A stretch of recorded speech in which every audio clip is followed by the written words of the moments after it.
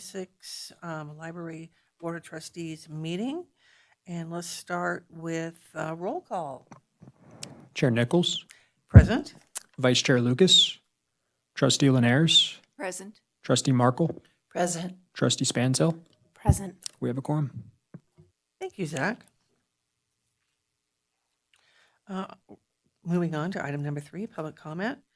The public is invited at this time to provide comment on any topic that relates to a matter over which this body has supervision, control, or jurisdiction. And I don't see anybody here. So I think we're going to move on. Let's move on to item number 4, approval of the minutes. Has everyone had a chance to look at the minutes for the December 11th, 2025 meeting?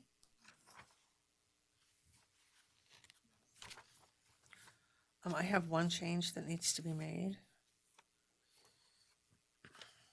even though I wasn't present. I did not adjourn the meeting at 6:42.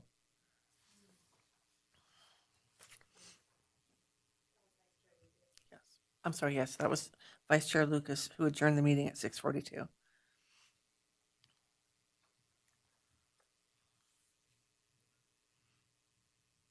And when you're ready, do we have a motion to approve? This is Trustee Linares. I move that we approve the minutes with the recommended or necessary change as mentioned. I second. All in favor? Aye. Oppose? Motion passes. Thank you. Okay. And then moving on here to, what am I doing? Am I confused? Of course I am. I'm always confused. Staff report? We don't have a staff report, right? Okay. All right, so let's go on to the staff report. Joy Holt, Library Director, for the record. Does anyone have any questions about the financials? I did have a question about the financials. Okay. Which reports? Which account? Excuse me. let Or me fund, get I should to the say. Correct page. My question was about, this is in the general fund, at the last page of it, was about power. I saw that it was 48% at this, and I was just wondering if the power has significantly increased in its cost. over No, the past year or not so. significantly. Not significantly. No, okay. but we're right on target because we are only 6 months from Only the end of 6 the months. fiscal year. Yeah. Exactly. Cool. But I mean, it has gone up for sure. It's gone, of course, just Right. citywide. Yeah. Yeah, that is kind of what I was figuring. I wasn't sure to what extent. Thank you. And what about the vehicle fuel and oil cost? I'm sure that has gone up. I wouldn't know that's money that is withdrawn internally at the finance department for the use of our van when we do the Holt run, and or if we have to use the van for anything else, or a city vehicle. So it's up 279%.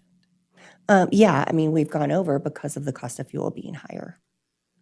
The good news is there is a contingency fund for those matters with line items of this type, but also we will certainly have enough, we'll be enough under budget to cover it. But I don't have any control over what we have in that budget. I mean, I could move money into it just so it wouldn't look like we were over by that much, but. It's just interesting to, why, I know you don't have control over it, but why would it be such a big discrepancy when you budgeted only $420? Well, and all of a sudden it's, $1,100. Yeah, I never change it, but part of that is just because the cost of fuel was so high, or has been so high, is my understanding. I would have to reach out to finance to find out the particulars if we want to know that. I haven't bothered because I know that we're going to have plenty of money to cover that. Probably what I'll do at the time of budget build is put more money in that account at the time that we build the budget, because and that's kind of how I always do it, is to look at where we had a shortfall or where we were over, I should say, and try and adjust accordingly. But I am mostly concerned that I'm adjusting accordingly for the book budget. These other sort of smaller accounts that we budget for, I don't typically move money and do budget transfers because finance will do that for us at the end of the year. Well, that is quite a jump, though. Mm-hmm. I think I would ask I mean, I know like for my budgets, if I saw something like that with the state, I would reach out to Fleet and say, I need a listing of, because maybe they're charging you for somebody else's van, or maybe someone's taking the van, you don't know. Sure, I'm happy to do it and find out if we're being if we're being billed for someone else. But it would be, frankly, it would be unlikely that finance wouldn't catch that because that's a huge part of their role. But I'm happy to reach out and just say, do you have any idea why this is where it's at? Any other questions? And thank you for that, Joy. Yeah, no problem. In the Okay. gift fund, I was just curious, $4,000 in community programming, I was just curious, was that just for 1 month? Can you identify the line Sure. item Okay, specifically? so- Hold on. I'm in the gift fund. Okay. And I'm in the I'm in- general fund right now, so hold Oh, on one okay. moment, please. I wasn't sure if we were ready to launch. Are we done with the general fund? Okay. We can move on to the gift fund. Okay, and which community programming were you speaking of specifically? Are Well, you talking? now I'm looking because I'm seeing that that I transposed some numbers, but now I'm questioning my own thinking here. But Okay. because I'm looking at it and I wonder if I transferred that number underneath it up. So community program is year-to-date is 7,211. But that's our year, doesn't start, that year was in, July? Is that when the year was? I'm not seeing that. I don't have a page number. Gift fund, Yeah, it's right there. It says, 2306200. because it looks like you budgeted $1,000 and we've spent 7,211. Okay, let me just 6200. I mean, I'm looking at 618 community programming. I'm looking at 500-618 community programming. Yes, I wasn't sure which numbers you needed. Okay. Object. That was the Okay, object so number. these are all huge numbers right now that we're under because each year in the late fall, early winter, we do an augmentation to pull forward the money from the total amount of money we have available in the gift fund.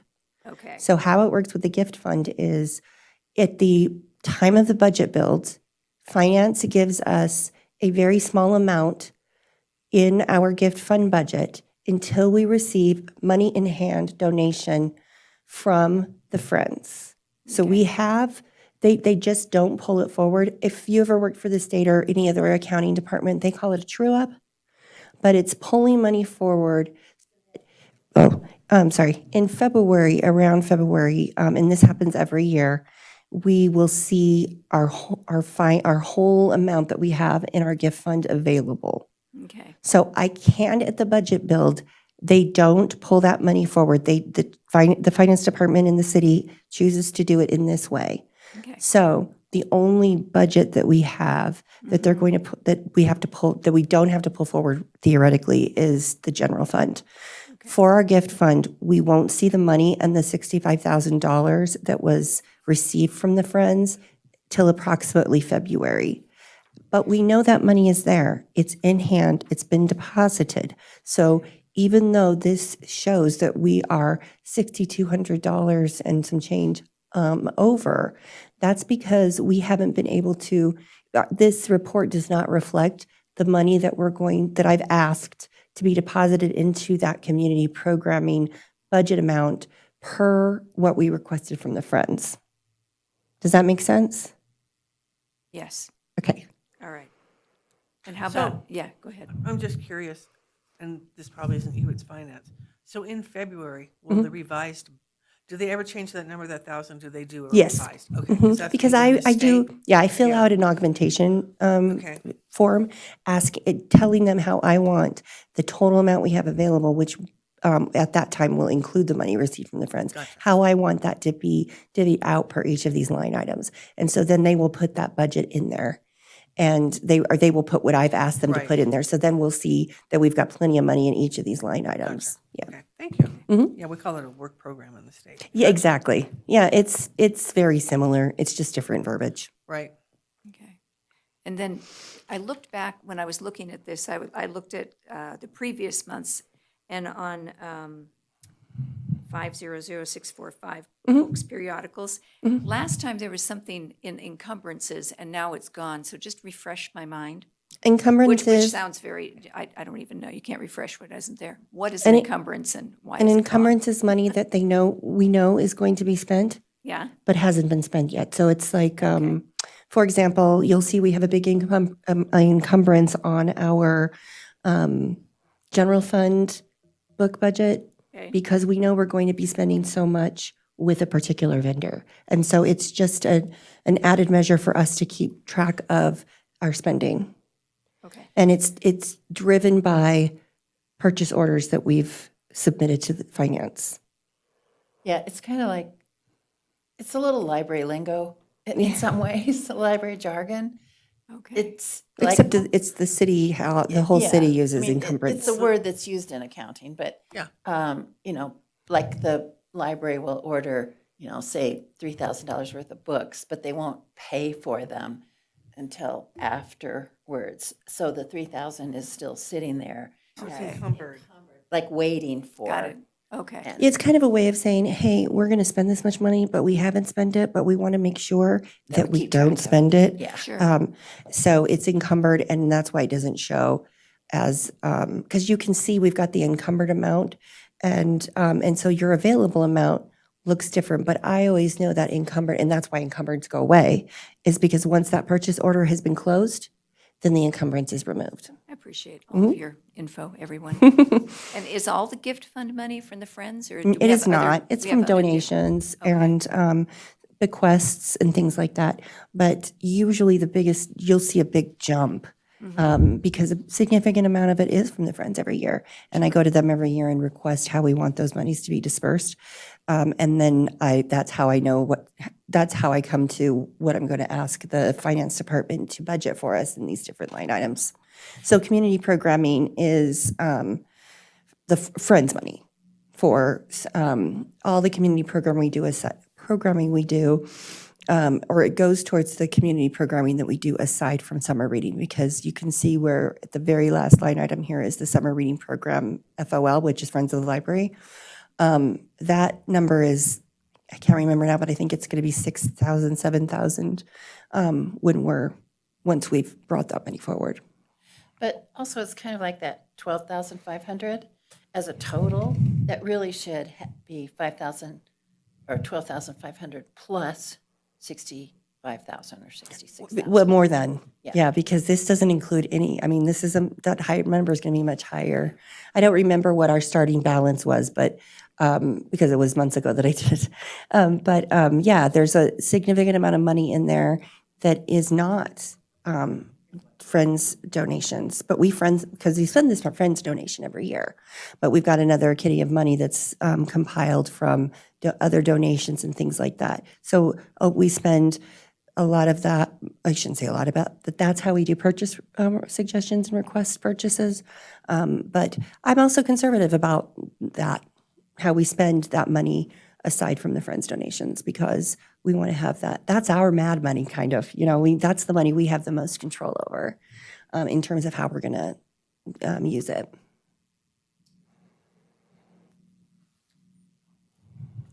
Thank you for that explanation, Director Holt.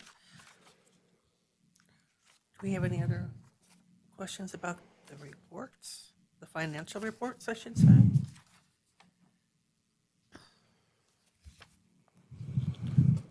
Okay. Well, let's move on then to item number 5, Library Director's Administrative Reports. Okay. So I'll just skim over this very quickly, and then we can get into some of the other stuff that might not be on here at the time I wrote this. So we did have a senior library assistant position that was filled. That fell through. It didn't work out, and we reposted. And we, as of yesterday, have an internal candidate that accepted the position. And I'll not announce their name at this time simply because they haven't signed on the dotted line. The offer letter from the city takes a few days, et cetera, but they have verbally accepted. We do have that administrative clerk position still available. We are then going to have to fill the position that our current staff member is leaving. So that's going to leave us, but we have another internal candidate for that position, allegedly. And so we're ready to launch with that position. Once the one has transitioned, then we're going to open the other. And internal promotion positions are a little less complicated. So we're not going to really miss much of a beat, which is going to be good. And then, of course, the workforce development position, and I'm sifting through some applicants for that. And so there's where we're at. We're almost fully staffed. I mean, we are technically fully staffed at this point. We just have to get that. We're going to have a little bit of transition period, but any questions about that? No? Okay. Okay, I have to ask a question. Okay. When do you expect to have interviews for the workforce? I don't again? know, because I don't know if people are, I'm going to ask if, I'm going to send out requests for probably next week or the following week, and see if, I'll probably send them out next week requesting for the following week and see where I land with people. We've had a few, not just for the workforce development, we've had a few positions we've reached out to people for interviews and never heard back. So, and it might just be the time of year, I'm not sure. So well, I'm hoping that we'll get there by the end of this month is my goal, to have it in higher, hopefully. It might be a lofty goal, but those should be set high, right? So I did put some of our more regular social services programs on this month's programming and outreach events, so you could see some of the things that we've got going on regularly that are community partnerships. So you can see that we've got Connection Central coming, and that's for people to come and share their stories and talk about different topics that go from week to week. And we market that, and they also market that. Employee NV, we have a representative from the Employee NV who comes from every Friday. They've had some position transitions as well. So sometimes that person isn't always able to make it, but they're there to help folks fill out resumes, job search, that kind of thing. And one of the things that has been beneficial for that agency and us is that because of our proximity, because we're right off the bus line, sometimes the folks that will come to the library to get assistance from Employee NV do so because it wasn't easy for them because of timing and our location to get to the actual Employee NV office. So we are filling a gap there, which is great. Then we've got our STEAM program coming on every Saturday. We've had pretty consistent, good turnout. This is a program that we've had, the numbers aren't ginormous, but the people that are coming are new. There's new people every time. So that's a good thing because that means we're reaching more people. As far as our summer reading program is going, we've got the Yeti finger puppet craft. The finger puppets are always a hot dig, and we had a great turnout for that, especially on a Sunday. So we have had in the past requests from users to have a Sunday program because people have said there's not a lot for them to do with their children on Sundays. And so I think that's why we've had good programming. That Sunday programming is going to continue beyond the Winter Reading Challenge. And it's been well received, and it's a direct response to community needs as expressed by our users. So, and then the myth writing workshop for teens. There's one for adults too, but this is where kids can come and they're going to learn how to write their own original mythology or not. So, oh gosh, I can't remember now. Is that terrible? I had it's right here in the front of my brain, but I can't remember who it is right now. Susan, yes. Oh, I'm not sure, but I think so. Yeah. I'll double check though, and I'll send out an email to you guys to give you that information because I can't remember who it is. And let me just go on record as apologizing to that person that I don't remember you. It's a direct result of my brain, I think, just being full of too much information right now. So my apologies for that. So that's the quick rundown. Trustee Linares, you did ask for some information about our grants. And so I've included that here. I didn't include anything about the Go Ed grant because frankly, it's complicated and we're almost done with it. And that's the one that you see predominantly reflected on the grant budget. This one is our state collection development funding application that we received. We actually just got the money, I don't know, a few weeks ago, and we are full steam ahead spending it.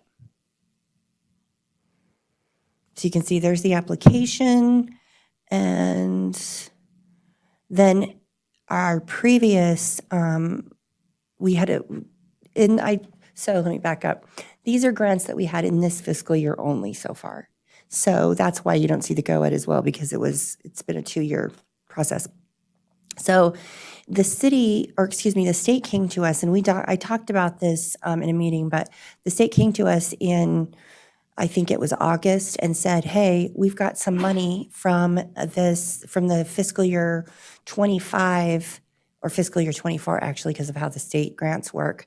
We've got some money to spend. So we'd like to extend an offer to the libraries to spend these funds on digital collection development specifically. And, do you have a need for that? Do you want to do that? And I was like, yeah, absolutely. I mean, it wasn't hard for me to write the request because I've done it many times. And so we received $5,000. So following is the approval. You don't see the approval from the state library because I don't get that back from them, or I don't always get it back from them. But then you can see that here's the bill of how we spent it and what we spent it on. And we did this, and it was interesting because this sort of circles back to why we had so many audiobooks.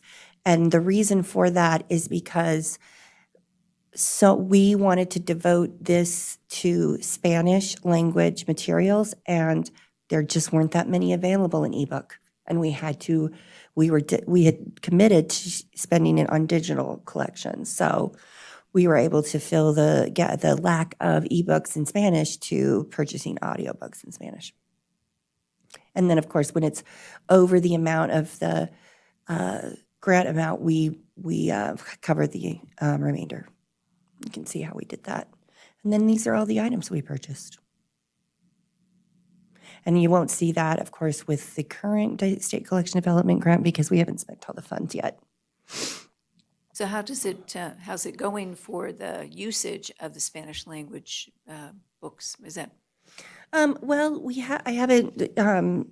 haven't seen a huge amount of usage, but we have to market it. The Spanish, we've marketed it some, but we need to market it more.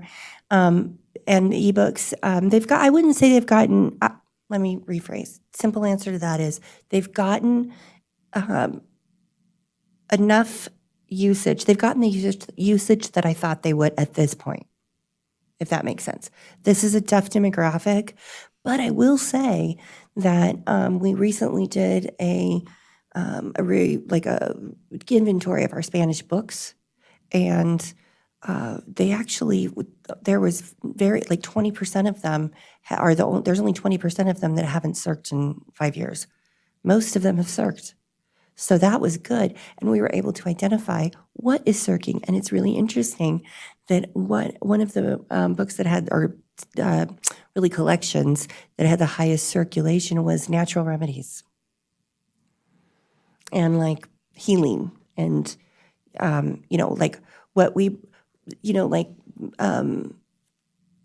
what you would consider herbal treatments, So we thought that was interesting because and then it makes sense if you think about it, there's some cultural stuff going on there that, I mean, I've used some kinds of, like, I never even thought about it as a natural remedy, but it was like passed on to me from, my mother, from her mother, from her mother, and it's cultural. So I thought that was really interesting, but that also helps us know what those users want because that's what they're using.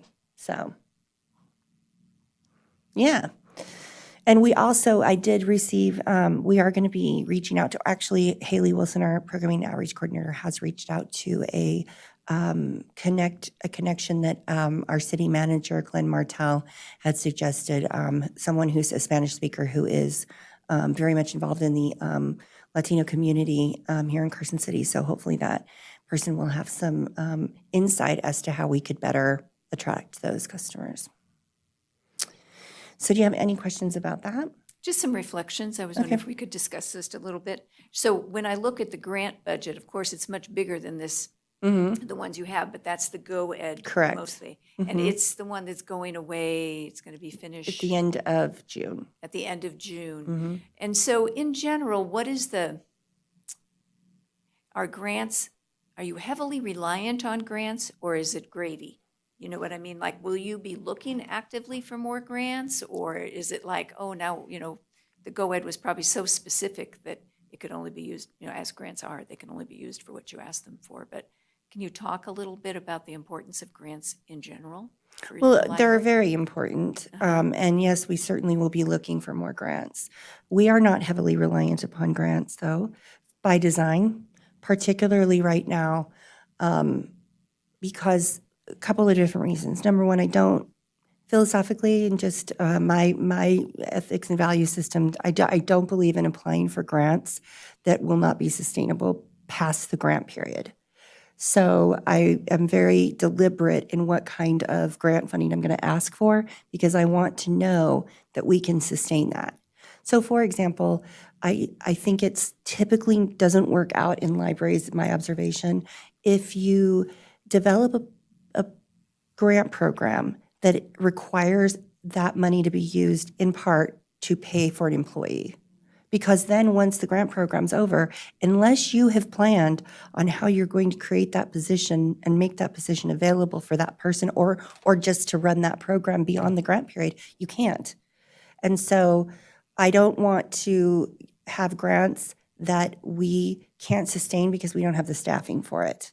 And then as luck would have it, and it wasn't as if I was the amazing Kruskin here, it was a bit of luck, but also a bit of eyes on what's going on nationally, that IMLS, who is funded through the executive budget and then funds the LSTA grants, was on the chopping block during our current president's first term. And then, of course, has been on the chopping block since the start of the new administration. And some folks have had to turn money back that they didn't spend. And so we didn't have our funding, these LSTA monies that we are getting, except for that $5,000, that was federal money that was directly federal money. The state collection development money is part of the match from the state, so that is state money. So we are not reliant, we're almost completely non-reliant on federal money. And frankly, I'm going to keep that rocking for a while because it's so topsy-turvy right now. And I just don't want us to get into a position where we're over-reliant on grants. But I also think that, yes, we are going to be pursuing more grants. I opt in on the study pod was a grant.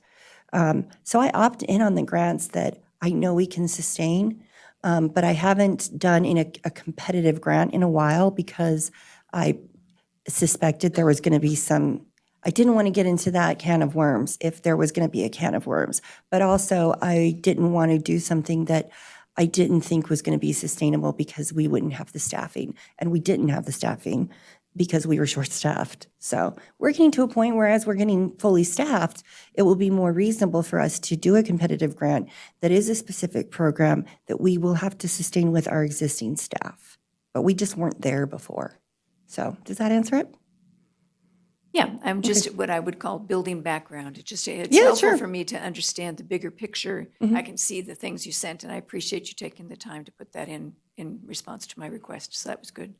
I'm curious on the Nevada Department of Health and Human Service and the Employ Nevada. Do those people feel what is their perspective about coming to the library? Do they say thank you, or do they say, this isn't worth our time, or, Well, how's that going? They've been coming for years. Yeah. So I Well, that trust that. speaks for itself Yeah, then. Okay, good, yeah. Well, and I will say particularly DHHS gets a lot of, they've got people coming.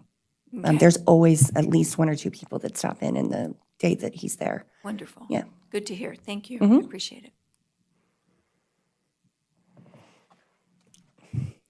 Thank you so much for taking the time to explain Yeah. all that. So one thing that isn't on here, but we can discuss, I'll just, as an update, we did have our first strategic plan workshops yesterday, and they were a flop. Trustee Linares showed up, and one of our staff members, and that was it. And I will say, Trustee Linares, we were discussing, like, what could we do differently and what went wrong. Trustee Linares pointed out that our media for it didn't make sense. It didn't adequately convey that it was a 2-part workshop, so that you were going to have to commit to 4 hours one day and 4 hours the next day, because it's iterative. And it was our media was misleading there, but we also didn't get people for the first 4 hours. So we decided to cancel today because we just didn't want Dr. Steinman to come out and have no attendees. As it happens, we had no one show up and say, where is that today? So we are currently, he just sent me an email. I haven't read it. I got it right as we were starting this meeting.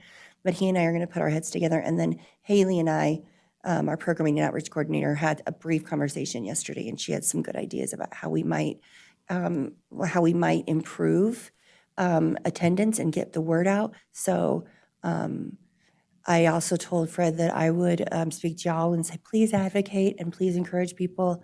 I'm also going to have it be part of my presentation for the Friends of the Carson City Libraries luncheon this weekend. And so it's just, I'm just going to ramp up. I have been going to different presentations and encouraging everyone, but I think it's time for, sort of a full-on blitz. But I will say that just in, he and I just briefly talking about our survey results, because I had some written paper surveys to give to him. He said that we were over 300 electronic surveys, and I said, well, where were we last time in 2019? And he said, I think we maybe got 100.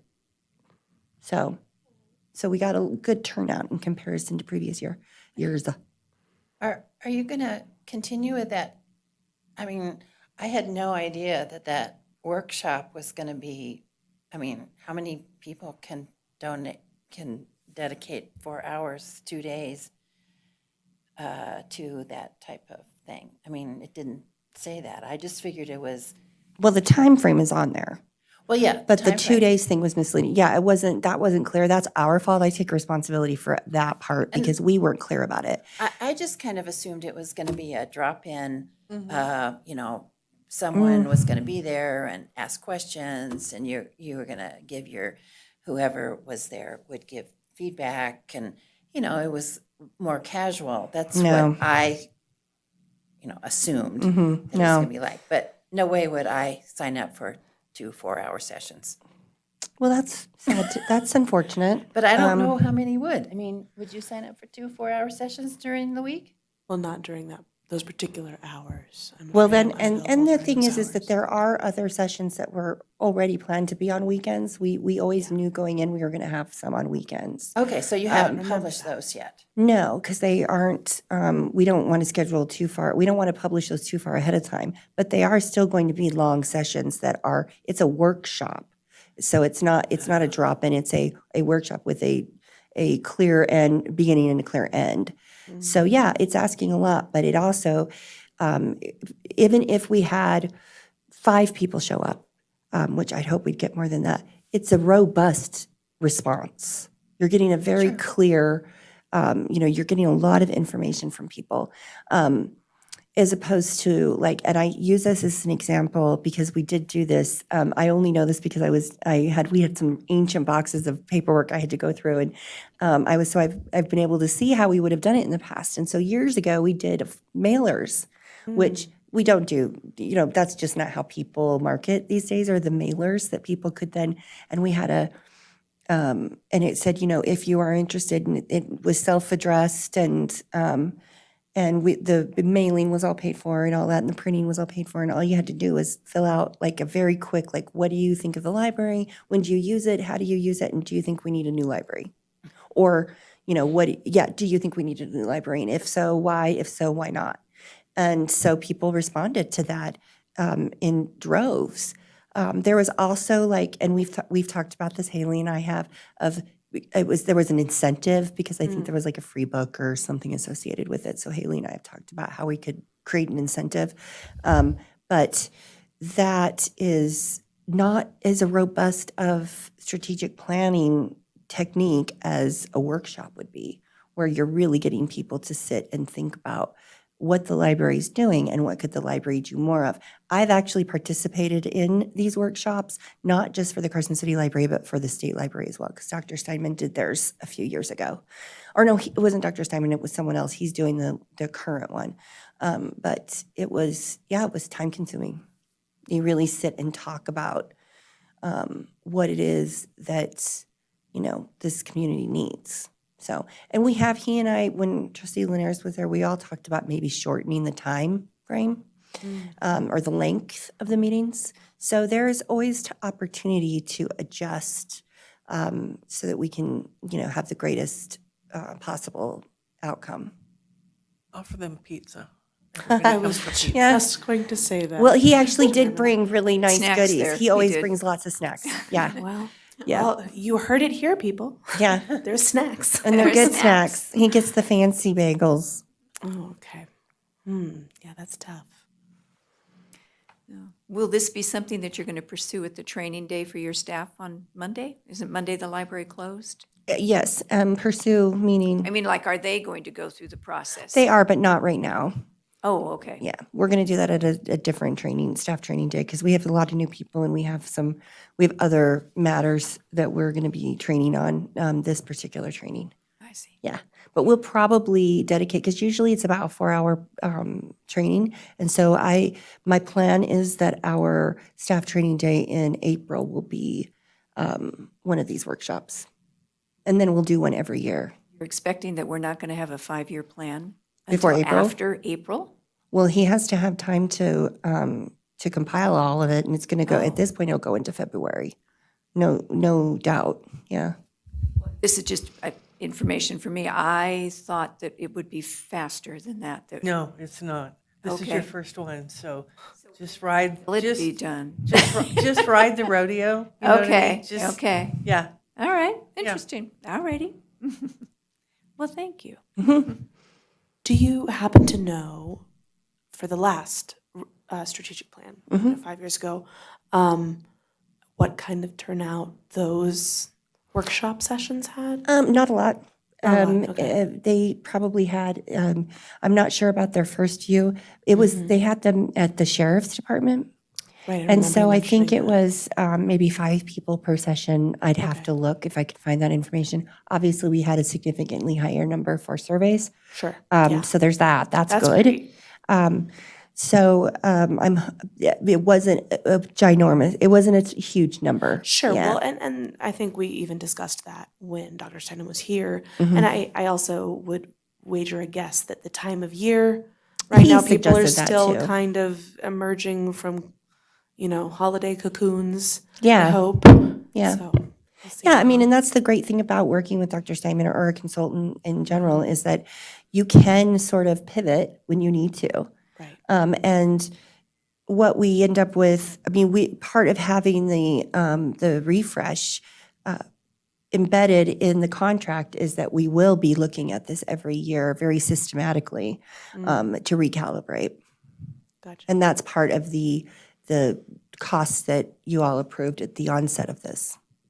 And we don't want to rush it either, and we're going to do it right. Right. Do it right, the first time. Yeah, exactly. I mean, the city's master plan has taken a year and a half. and it's not completed because theirs is a 20-year plan. Right. Yeah, so, Yeah. And they keep having, asking input from, and they're actually doing 2 more sessions at the library to discuss specifically, and I'm not sure how much it relates to the master plan, but just specifically to discuss short-term leasing issues and matters. So if you're interested in learning about that. does It's on our anybody have calendar. any further questions about her report? Okay, let's move on to 5B, trustee reports, announcements, and requests for information.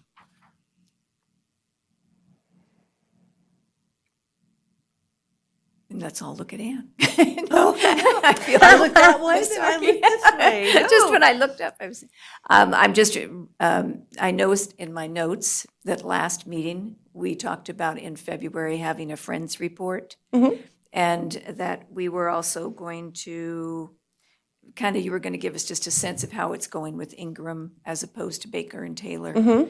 And so that was just from something we had from last time that we had set for February. And so. Yeah, I recall that. Okay, well, let's move on to 6, public comment. And the public is invited at this time to provide comment on any topic that relates to the library. And I do not see anybody here, so moving on. How about we move on to item number 7? 7, hello. Let's adjourn. All right. Thank you, everybody, and I'll see you in a month. Hopefully, I'll see you before then because you're going to come to the planning meeting.